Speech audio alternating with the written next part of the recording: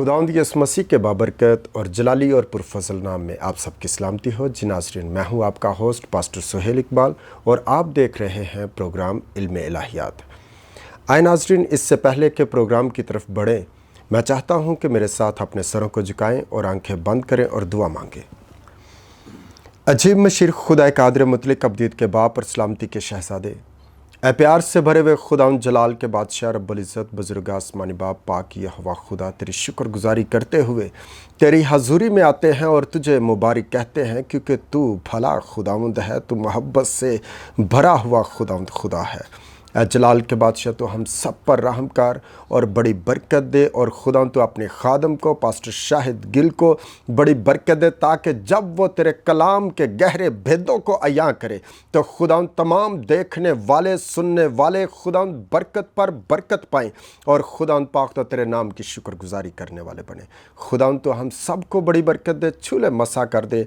यीशु मसीह के नाम से ये सब कुछ मांगते और पा लेते हैं, आमीन।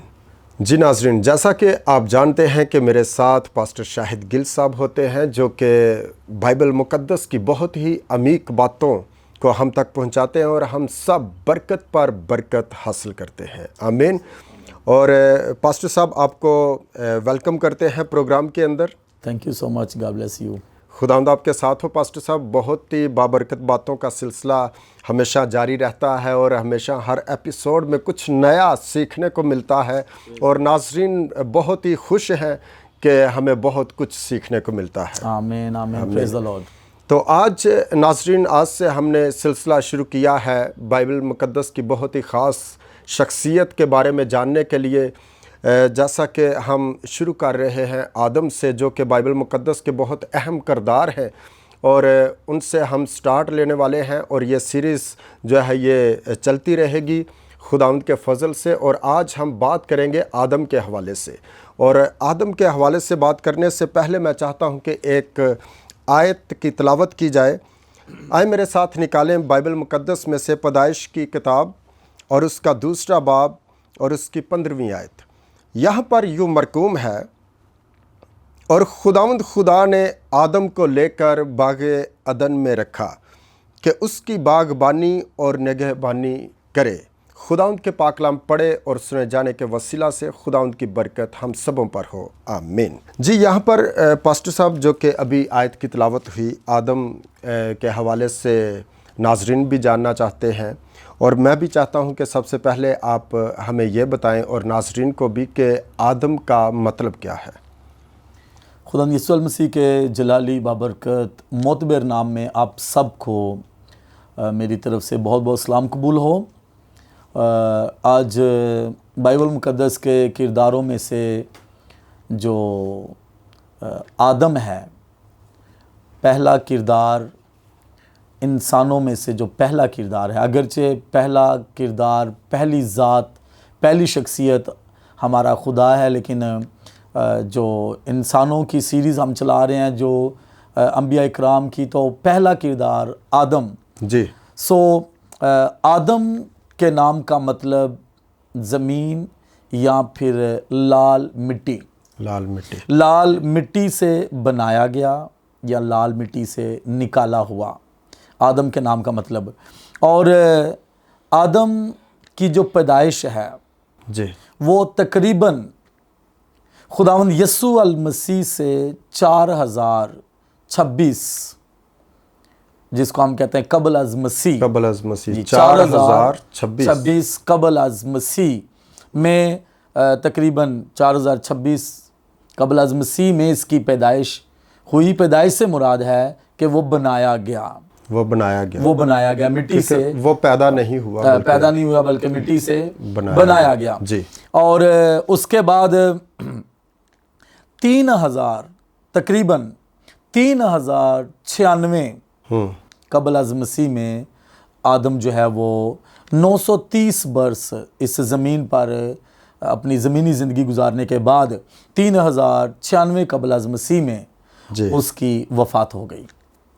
तो आपने बड़ा अच्छा आज किरदार जो है वो चुना है और एक अच्छी सीरीज़ का आप स्टार्ट कर रहे जी हैं। पास्टर साहब, यहाँ पर एक जो मेरे जहन में एक सवाल आ रहा है, ये कि जैसे कि अभी आयत की तिलावत की गई जी और खुदा ने आदम को लेकर बागे अदन में रखा कि उसकी बागबानी और निगहबानी करे। जी अब हमें ये बताएं आप कि क्या खुदा ने आदम को बाग की बागबानी और निगहबानी के लिए बनाया? जब हम खुदा के पाक कलाम को पढ़ते हैं जी तो लिखा है कि खुदा ने यसाया नबी के सहीफ़े में जी जी खुदा ने इंसान को अपनी हमद के लिए, अपनी हमदो सना के लिए, अपनी इबादत के लिए बनाया।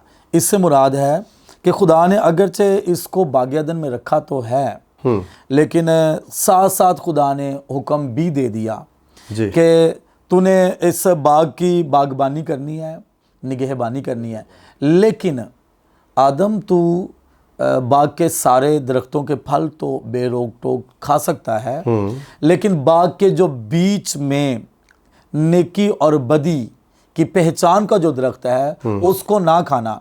यानी जब खुदा ने आदम को बनाया है तो साथ ये हुक्म भी दे दिया, और ये है कि जिस रोज़ तूने उसमें से खाया तो तू मरा। तो यह बस, सॉरी मैं आपकी बात काट रहा हूँ। अभी आपने बात की कि जिस रोज़ तूने इस फल में से खाया जी तू मरा। बिल्कुल ऐसे ही है। क्या आदम उसी दिन मर गया? जबकि बाइबल मुकद्दस हमें बताती है 930 साल वो जीता रहा। बिल्कुल। खुदा के पाक कलाम को जब हम पढ़ते हैं तो खुदा ने कहा कि जिस रोज़ तूने वो फल खाया तो तू मरा।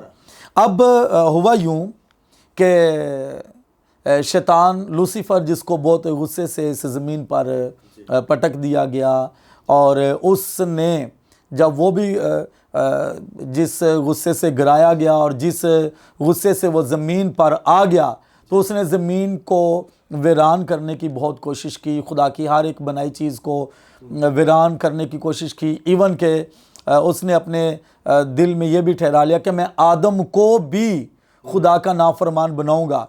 हर काम जो खुदा करना चाह रहा था, इब्लीस ने उसके उलट करने का मंसूबा बनाया। जी तो शैतान जो है वो यहाँ पे भी आदम से नाफरमानी करवा रहा है। लेकिन क्या कि जब खुदा ने कहा कि तुमने इस फल को नहीं खाना, नेकी और बदी की पहचान के फल को, जी, सो सांप की सूरत में या सांप में से होके शैतान जो है वो हवा के पास आया। जी। अब यहाँ पर काबिल गौर बात यह है कि आदम के पास क्यों नहीं आया, हवा के पास आ गया है।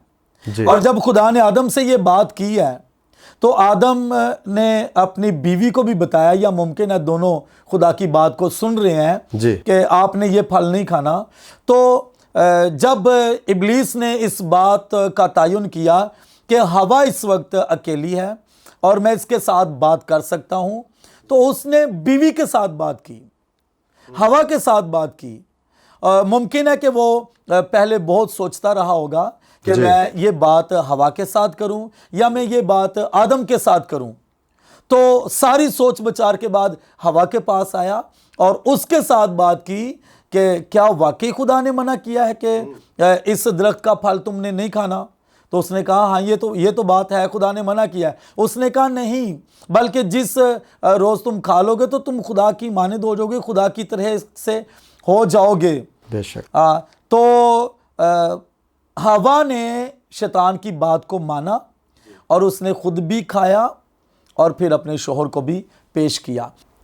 खुदा ने आदम से कहा कि तुम तमाम दरख्तों के फल तो खा सकते हो, लेकिन बाग के बीच में जो नेकोबद की पहचान का दरख्त है, इसके फल को हरगिज़ ना खाना और ना ही छूना, जिस दिन तूने उसको खा लिया तू मरा। जी। तो ये जब खुदा ने बात की है ना आदम से, तो अभी हवा को, उसके मददगार को, आदम के मददगार हवा को अभी नहीं बनाया गया। अभी सिर्फ खुदा ने बात की है, अभी हवा नहीं बनी। और बाद में खुदा ने आदम की पसलियों में से पसली को लिया और फिर उसके लिए एक मददगार तैयार किया, हवा तैयार की जी। तो जब आदम ने अपनी बीवी को, हवा को देखा तो खुशी से भर गया और कहने लगा ये तो मेरी ही हड्डियों में से हड्डी है। असल में ये हुआ था कि जब हवा को खुदा बना के तो आदम के सामने लाया जी, तो कलाम में लिखा है खुदा ने उस पर गहरी नींद भेजी जी, और जब खुदा हवा को बना के लाया, जब वो गहरी नींद से उठा तो वो फील कर रहा है कि मेरे बदन में कोई कमी मुझे लग रही है, कोई कुछ ना कुछ बदन में ज़रूर हुआ है, तो कुछ उसको कमी महसूस हो रही है। सो खुदा जैसे ही हवा को सामने लाया तो ये एक शायराना अल्फाज हैं कि आदम उसको देखते ही कहने लगा ये तो मेरी ही हड्डियों में से हड्डियाँ, बड़ा खुश हो गया जी, ये तो मेरी ही हड्डियों में से हड्डी और मेरे ही गोश्त में से गोश्त है, सो इसलिए ये नारी कहलाएगी।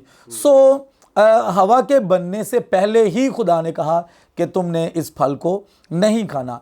तो बाद में जब खुदा ने हवा को बना दिया तो आदम ने हवा को बताया कि बाग के सारे दरख्तों के फल तो हम खा सकते हैं, लेकिन बाग के जो बीच का दरख्त है, नेकी बदी की पहचान का दरख्त है, इसके फल को नहीं खाना। सो शैतान ने क्या किया, जो हमेशा ही खुदा का मुखालिफ रहा है और जो हमेशा ही खुदा के उलट काम करने की कोशिश करता रहा है, तो उसने सोचा कि अब जब ये काम मैंने बिगाड़ना तो है, लेकिन क्या मैं आदम के पास जाऊं या हवा के पास जाऊं, और दोनों में से मेरे लिए कौन बेहतरीन रहेगा, और मैं किसके लिए जो है वो किसके पास जाऊंगा तो वो मेरी बात को मान जाएगा। तो उसने फिर ये डिसीजन लिया कि मैं आदम के पास नहीं जाऊंगा, मैं हवा के पास जाऊंगा। तो शैतान फिर शाम की सूरत में हवा के पास आया जी, और लिखा है तब सांप ने औरत से कहा कि क्या वाकई खुदा ने मना किया कि इसका फल तुमने नहीं खाना? तो उसने कहा हाँ। तो उसने कहा कि नहीं, तुम हरगिज ना मरोगे, और फिर ये कि बल्कि खुदा जानता है कि जिस दिन तुम उसे खाओगे तुम्हारी आंखें खुल जाएंगी, और फिर ये कि तुम खुदा की मानिद नेको बद के जानने वाले बन जाओगे। सो शैतान ने बहकाया, औरत को बहकाया, और औरत ने वो फल खाया, और खाने के बाद उसने अपने शौहर आदम को भी पेश किया। यहाँ पे एक अहम और काबिल गौर बात है कि जब आदम को पेश किया तो आदम ने इनकार नहीं किया और इस बात को ये मुनासिब नहीं समझा, नहीं हवा ये फल नहीं खाना, क्या खुदा ने मना नहीं किया था कि ये फल नहीं खाना, तुमने क्यों खाया? बल्कि आदम ने वो फल लिया और उसने भी खाया।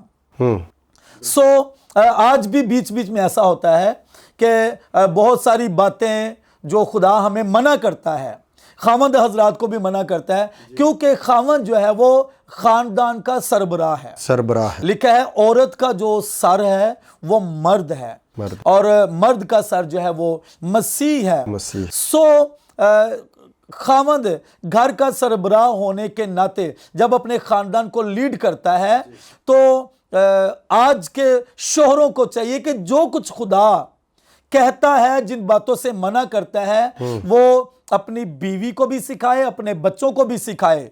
यहां पे काबिल गौर बात है कि यीशुआ जिम्मेदारी लेता है अपनी बीवी की भी, अपने बच्चों की भी।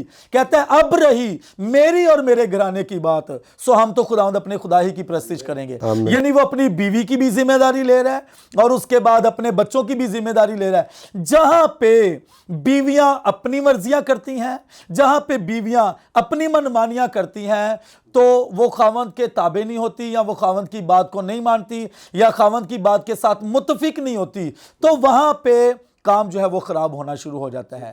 और इब्लीस उन खानदानों में काम करना शुरू कर देता है, उन मियाँ बीवी में काम करना शुरू कर देता है। ये तो बड़ी डिटेल के साथ बातें हैं कि जिन खानदानों में बीवियां जो है वो खावंद के साथ मुत्तफिक नहीं है, अपने बच्चों के बारे में शेयरिंग नहीं करती, अपने खावंद के वो हुक्म को नहीं मानती।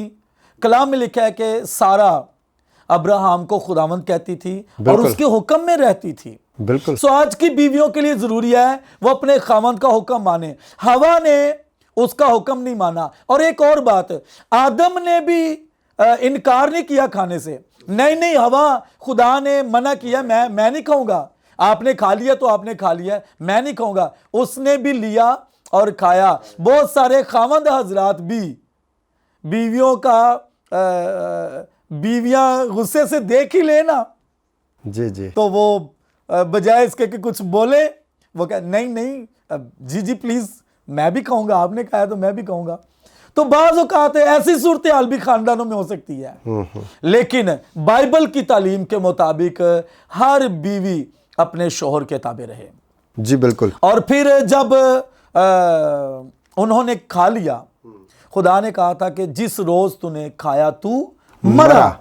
सो इसका मतलब है कि जिस रोज तूने खाया तू मरा। आदम उसी रोज मर तो नहीं गया था, वो तो 930 वर्ष जिंदा रहा था। इसका मतलब यह है कि जिस रोज तूने खाया, मौत का तुझ पर इख्तियार हो जाएगा। जिस्मानी मौत का भी तुझ पर इख्तियार हो जाएगा, उसके बाद रूहानी मौत का भी तुझ पर इख्तियार हो जाएगा, और उसके बाद अबदी मौत का भी तुझ पर इख्तियार हो जाएगा। यहां पे एग्जैक्ट जो वर्ड आता है वो ये कि जिस रोज तूने खाया, अमवात तुझ पर हावी हो जाएंगी, अमवात का इख्तियार हो जाएगा। यानी रूहानी तौर पे भी तू रूहानी तौर पे भी तू मौत के इख्तियार में आ जाएगा, जिस्मानी तौर पे भी इख्तियार में आ जाएगा।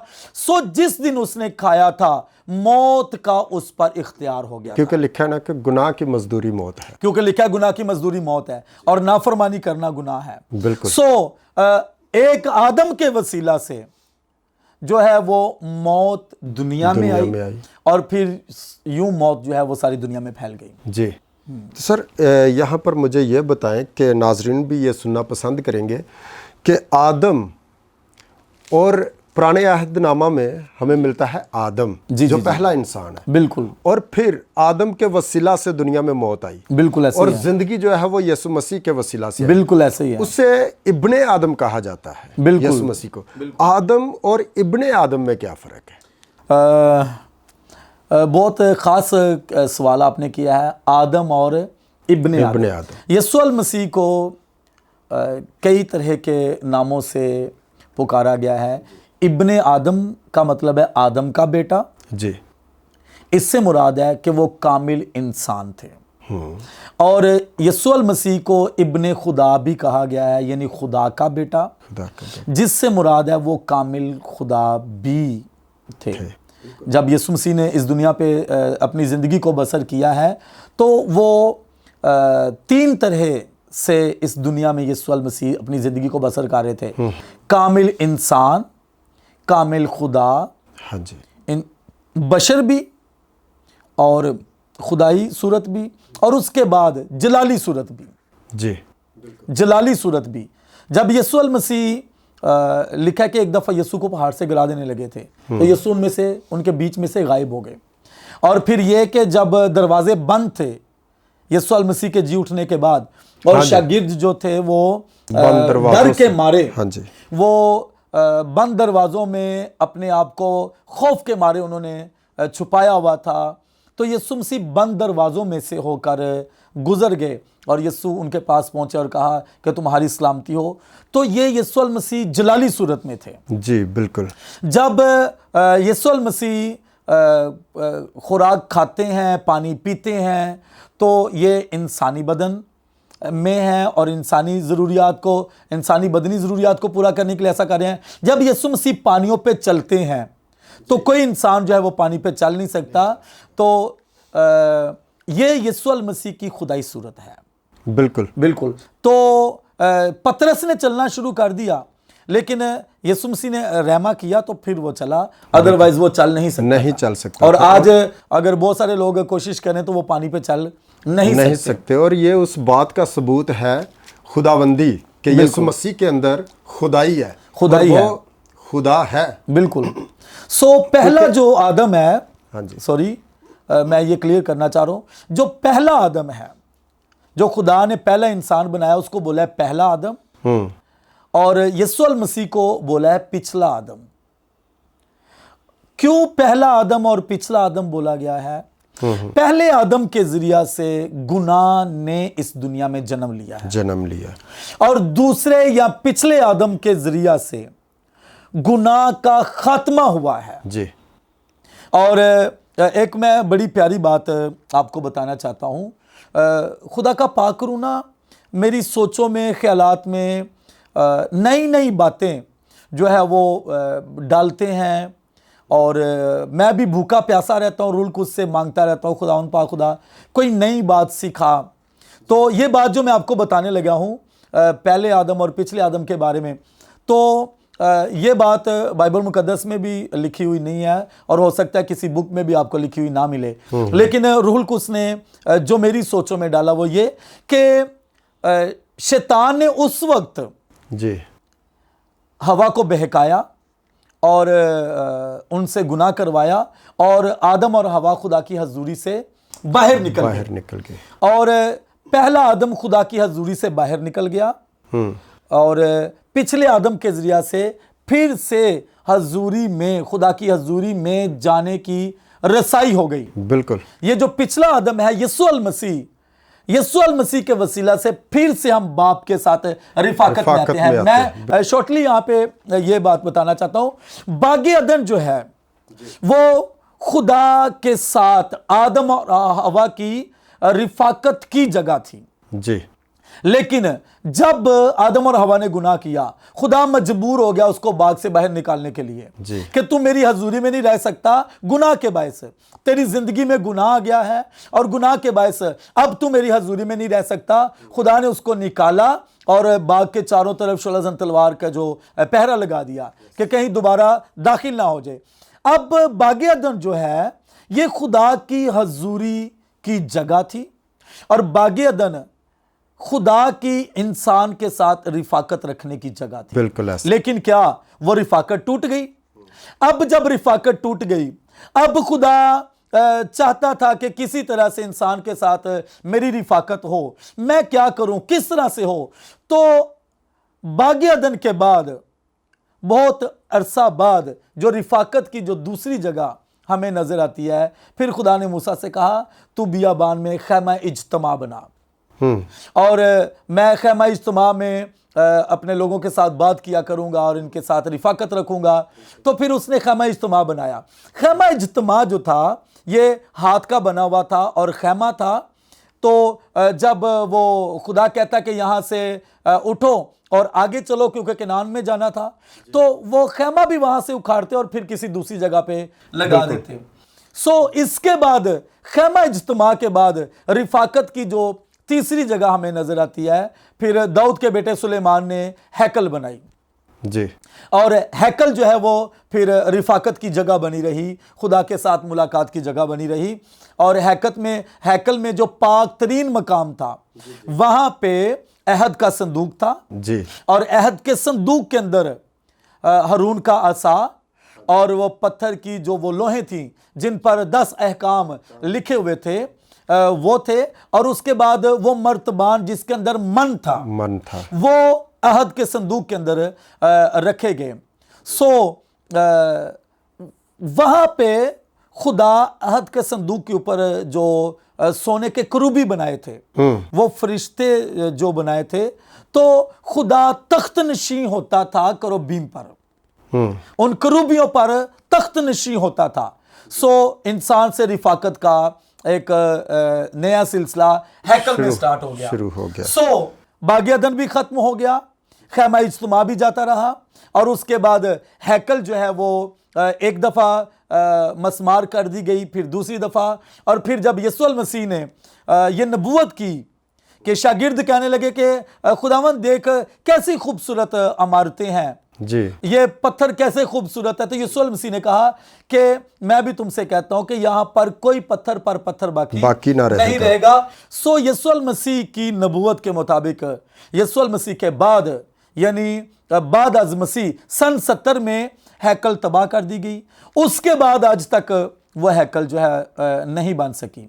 सो क्यों तबाह कर दी गई, क्यों खत्म कर दी गई, और क्यों आज तक हैकल दोबारा नहीं बनी या हैकल की जगह पे कोई इस तरह से नहीं हुआ? क्यों? अब जो खुदा की रिफाकत की जगह है वो हमारा दिल है। आमीन। कलाम में लिखा है, क्या तुम नहीं जानते कि तुम्हारा बदन जो है वो खुदा का मकदस मकदस है। है, बिल्कुल। और खुदा का रूह जो है वो तुम में बसा हुआ बसा। है। अब खुदा की जो रिफाकत की जगह है वो हमारा दिल है, खुदा के रहने की जगह हमारा दिल है। सो यूं रिफाकतों का सिलसिला जो है वो जारी रहा। जी पासब, यहाँ पर एक और सवाल उठता है, जैसा कि हम आदम के हवाले से जान रहे हैं और नाजरीन भी बहुत कुछ सुन रहे हैं और बरकत पा रहे हैं। यहाँ पर एक सवाल उठता है कि खुदा ने आदम को अपनी सूरत और शबीह पर क्यों बनाया? जी अच्छा, मैं एक बात बताने लगा था बीच में कि जो पहला आदम है उसके वसीला से गुनाह आया और उसके बाद मौत भी आई, और पिछला आदम है उसके वसीला से गुनाह का खात्मा हो गया और मौत का भी खात्मा हो गया। सो क्या है कि खुदा ने जो एक नई बात मेरे ज़हन में डाली कि जब शैतान ने सोचा कि मैं यीशु मसीह को पकड़वा देता हूँ और यीशु मसीह के पकड़वाने के बायस ये मसीहत ख़त्म हो जाएगी, यीशु मसीह ख़त्म हो जाएंगे, ये तालीम यहाँ पे ख़त्म हो जाएगी और मज़ीद नहीं फैलेगी। सो क्या है, कलाम में लिखा है, शैतान यहूदा अस्करियोती के दिल में समा गया और उसने उसकी सोचों में डाला कि तुझे बहुत सारा पैसा मिलेगा, तू यीशु मसीह को पकड़वा दे। उसने क्या किया कि शैतान की बात को माना और यीशु मसीह को पकड़वा दिया। अच्छा, जब यीशु मसीह पकड़े गए हैं तो खुदा ने मेरे दिल में इस बात को रखा है, जब यीशु पकड़ा गया, इधर से यीशु मसीह पकड़े गए तो उधर से शैतान भी पकड़ा गया। शैतान के गले में भी कोई ऐसा फंदा डाल दिया गया जिसका एक सिरा वो कलवरी के उस पहाड़ की जानिब था जिस पर यीशु मसीह ने कुर्बान होना था, और दूसरा सिरा वो फंदे की सूरत में शैतान के गले पे था। जब शैतान खुद भी पकड़ा गया, इधर से यीशु मसीह पकड़े गए, इधर से शैतान पकड़ा गया, और जब शैतान पकड़ा गया उसने एक बार फिर यहूदा अस्करियोती के दिल में इस बात को रखा कि यहूदा जल्दी कर, पैसे वापस कर, क्या इधर मैं खुद भी पकड़ा गया हूं, इधर मैं खुद भी मुसीबत में फंस गया हूं। और अगरचे यहूदा पैसे वापस करना नहीं चाहता, लेकिन शैतान ने मजबूर कर दिया, उसको मजबूर कर दिया, नहीं नहीं तू जा और वापस कर क्या पैसे। और जब यहूदा पैसे वापस करने को गया तो उन्होंने फिर पैसे वापस नहीं लिए, और शैतान ने यहां तक मजबूर कर दिया, शैतान ने उसके दिल में डाला, तू पैसे फेंका, किसी तरह से मेरी जान छूट जाए। लेकिन क्या वो पैसे फेंक भी आए, फिर जान छूटी नहीं है, शैतान के गले में वो फंदा डल गया। इधर से अब यीशु मसीह कलवरी की तरफ जा रहे हैं और उधर से वो फंदा जो है वो उसको भी खींच पड़ रही है, वो भी कलवरी की तरफ जो है वो खींचा जा रहा है। अगरचे लूसीफर, शैतान, इब्लीस वो कलवरी की तरफ जाना नहीं चाह रहा, जबरदस्ती उसको खींचा जा रहा है। इधर से यीशु मसीह जो है वो उस पहाड़ की तरफ जा रहे हैं, उधर से शैतान को भी खींचा जा रहा है। इधर से यीशु मसीह जो है वो सलीब उठाकर उस गुलगुता की पहाड़ी की तरफ जा रहे हैं, उधर से इब्लीस को भी खींचा जा रहा है। जब यीशु मसीह वहां पर पहुंचे, इधर से इब्लीस को भी वहां पर पहुंचा दिया गया।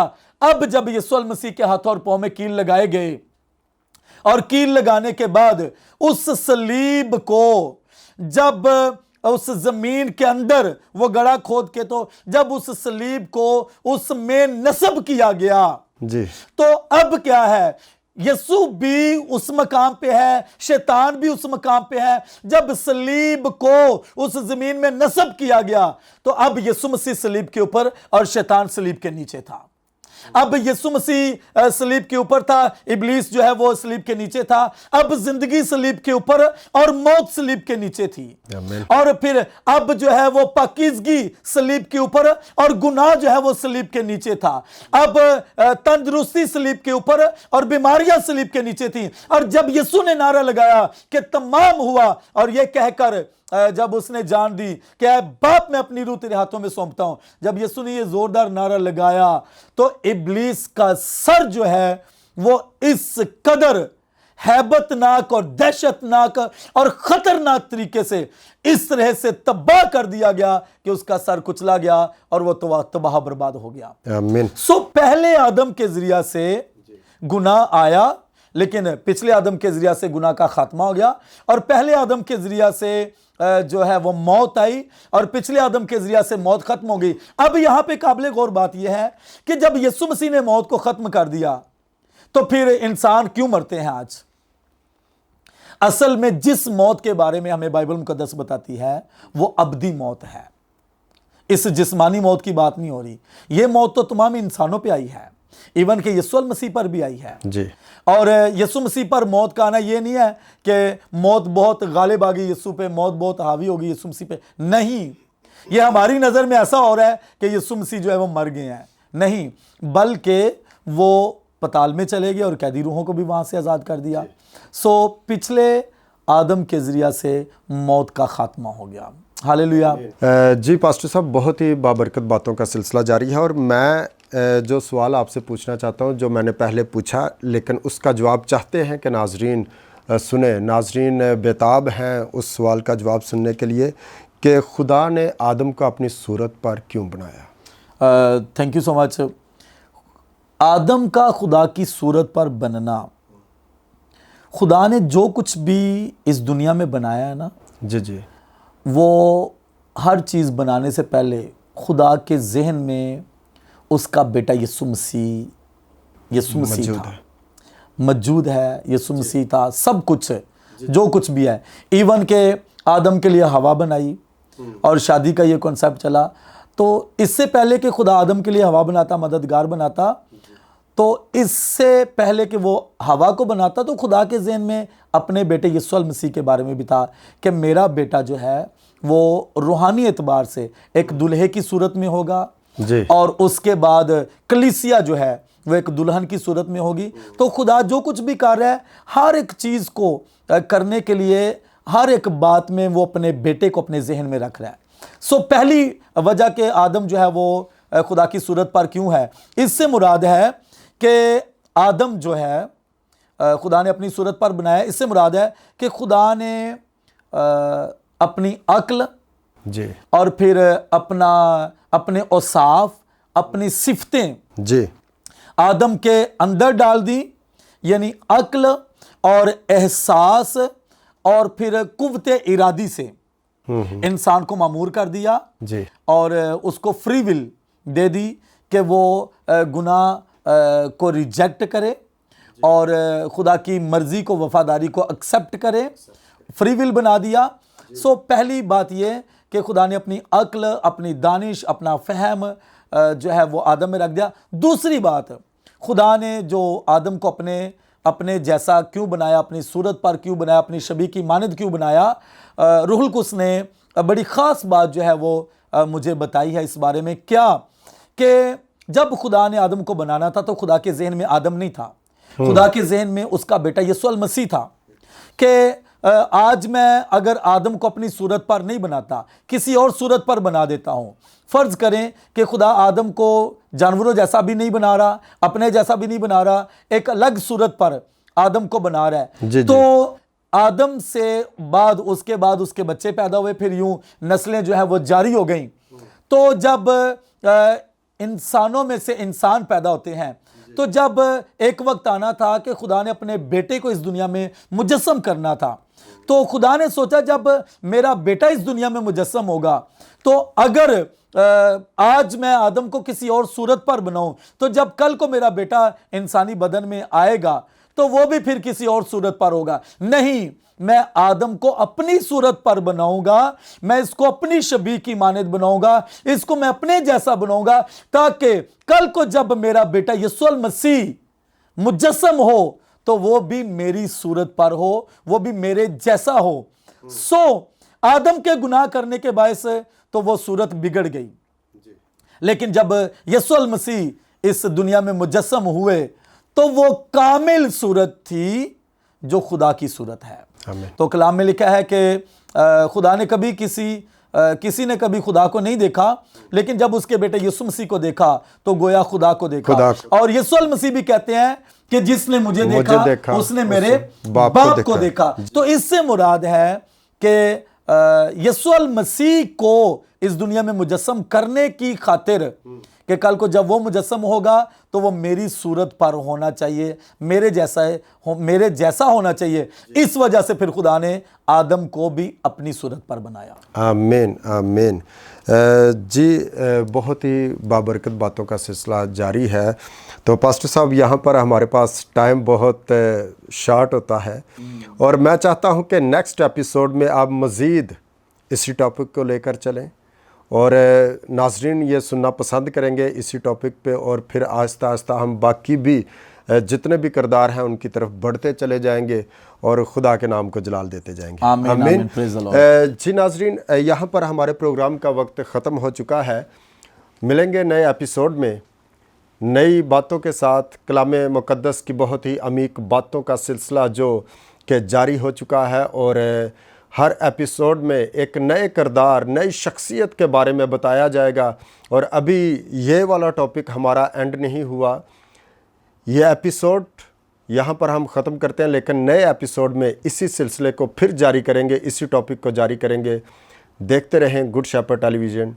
God bless you all.